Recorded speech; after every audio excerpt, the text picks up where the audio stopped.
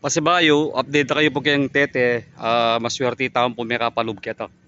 Tapos kita ning tete agagawon daw. So ngayon po, at yung tamo kayang actual site na ning bagong concrete bridge agagawon da kay San Simon, San Miguel or San Miguel San Simon. O ini po, ne.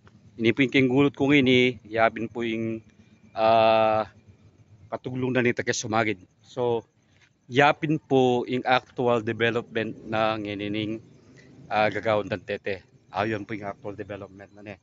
Ede po ata kaya rentang kayang pilar or kayang pinaka poste uling masikan pingagus.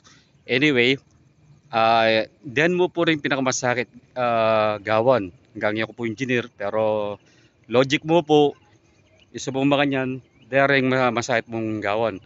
Sumita lang ka. Nora takarelang poste mas mayane po kanta mas mabilis ne. Ay ta po ne.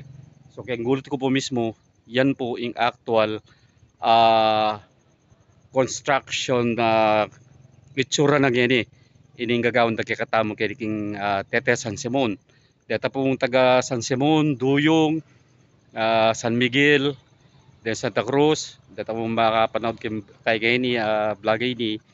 Deta pong malaw ta chuking ngaliwal lugar. Nung kaibo po, follow yung kanang page ini every now and then mag-update ko po nung nanitang development ng katamong tete. Yan po, so mga di tamo po na agad sa anong mayari kasi katamong po apektado tamo kin daily activities tamo kini.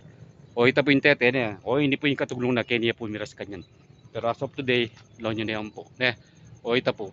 So, maswerte tamo, milub tamo kitang gate. O ito, may gate crash tamo mo po. Ne? O na yung libre naman po ako ng kini. Ada. O ito po, ingat.